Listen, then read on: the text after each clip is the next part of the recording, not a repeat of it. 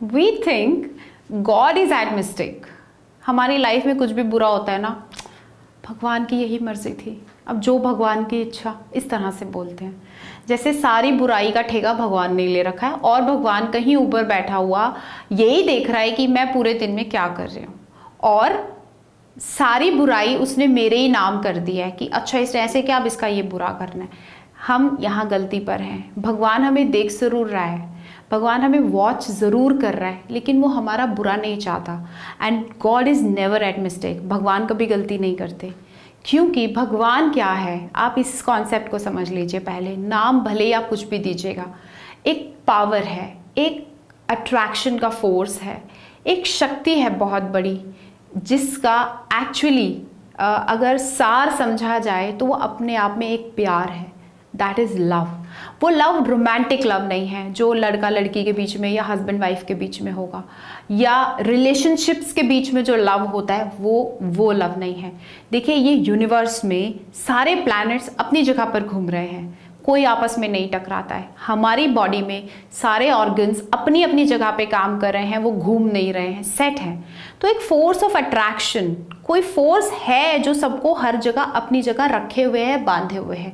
इस शरीर की बात कीजिए, अपने आसपास की बात कीजिए, इस पूरे यूनिवर्स की बात कीजिए, दिस इज लव। अब आप सोचेंगे लव, इससे इसका क्या लेना देना कि प्लैनेट्स अपनी जगह पे हैं? यही है फोर्स ऑफ अट्रैक्शन। इसको और गहराई में आप ज़रूर समझेंगे, एक्सपीरियंस भी करेंगे जब आप इसके बारे में अवेयर हो जाएंगे और जानना चाहेंगे इसको, तो आपको ये नॉलेज आपके अंदर से ही आपको मिलेगी।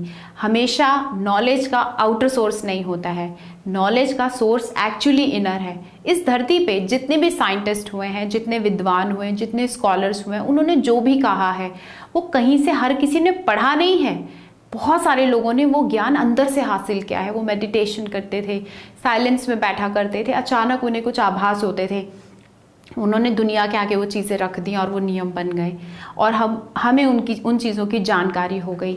तो ये चीज़ें भी पता चली हैं, बहुत सारे लोगों ने ये सब चीज़ें महसूस की हैं और तब हमारे सामने ये चीज़ें आई हैं।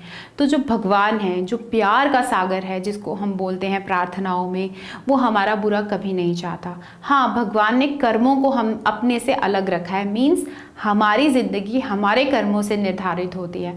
हम क्या चुनाव करते हैं, हम क्या निर्णय लेते हैं, what choices we make and what decisions we take, इससे हमारी ज़िंदगी बन रही है।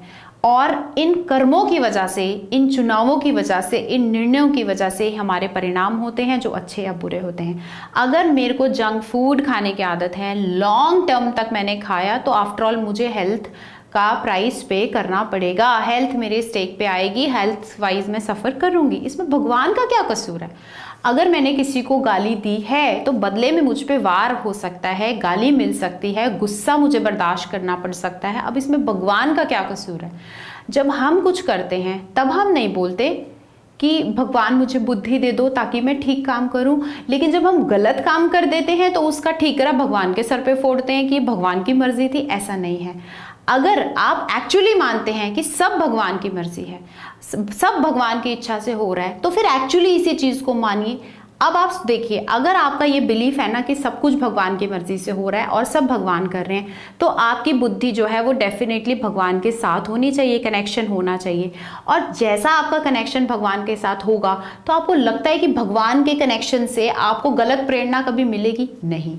इसका मतलब अगर आपने कभी किसी मोमेंट पे कोई गलत काम किया है, उस पर्टिकुलर मोमेंट पे आपकी बुद्धि या आपका कनेक्शन जो था वो भगवान से टूटा हुआ था, तभी आपको सही काम की प्रेरणा नहीं मिली और आपसे गलती से गलती हो गई।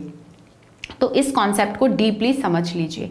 भगवान पे मुसीबतों का भार देना या भगवान को ब्लेम करना, इससे आपकी समस्या हल होने वाली नहीं है।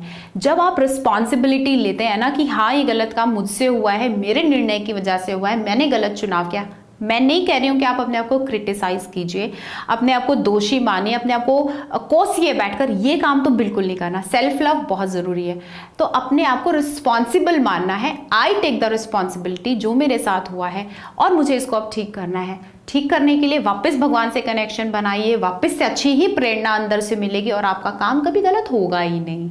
तो भगवान को मिस्टेक पे मत मानिए। इस धरती पे जो कुछ हो रहा है, इस यूनिवर्स में जो कुछ हो रहा है, ये भगवान का प्लान है, सोचा समझा प्लान है। हर चीज़ भगवान जानते हैं, तो वो गलती कैसे कर सकते हैं? गलती हम समझने में करते हैं और वास्तव में हमारी समझ बहुत छोटी है। अगर हम समुद्र किनारे खड़े हैं और चम्मच लेकर समुद्र का पानी धरती पर डालते जा रहे हैं और सोच रहे हैं कि हम समुद्र को खाली कर लेंगे, तो हम बहुत बड़ा बेवकूफ़ी का काम कर रहे हैं। तो हम अल्प बुद्धि, छोटी सी बुद्धि लेकर इतने बड़े कॉन्सेप्ट को समझ रहे हैं और प्लस ब्लेम भी कर रहे हैं। तो आपको क्या लगता है आप इस कॉन्सेप्ट को कभी समझ पाएंगे? नहीं समझ पाएंगे ऐसे। लेकिन अगर आपका कनेक्शन भगवान के साथ हो गया, आपका प्यार जुड़ गया, आपका विश्वास बैठ गया, तो आपको कभी गलत प्रेरणा आ ही नहीं सकती। अगर आपका ये बिलीफ बना है ना कि भगवान जो करते हैं अच्छा करते हैं और सब कुछ वही करते हैं, तो आप अपना कनेक्शन स्ट्रांग रखिएगा। आपके साथ ना कभी गलत होगा, ना आप कुछ गलत करेंगे। जिस पल लेकिन गलत किया तो समझ के रखिए कि आपका कनेक्शन उस टाइम ब्रेक हुआ, और उस कनेक्शन ब्रेक को भगवान पे दोष मत डालिए। वो अपने कनेक्शन में कमी देख लीजिए कि मेरा कनेक्शन इस पल ब्रेक हुआ, इसलिए मुझसे गलत काम हो गया, और अगली बार ये कनेक्शन और स्ट्रॉन्ग कीजिए। पूरा दिन आपका काम है। एक्चुअली हमारा जो मेन टास्क है इस धरती पे आने का, रहने का, करने का, वो काम सारे करने हैं, कर्म अपने करने हैं, परिवार चलाना है, नौकरी करनी है, लेकिन अपने दिमाग को, अपनी बुद्धि को भगवान से जोड़ के रखते हुए ये सारे काम हमें करने हैं।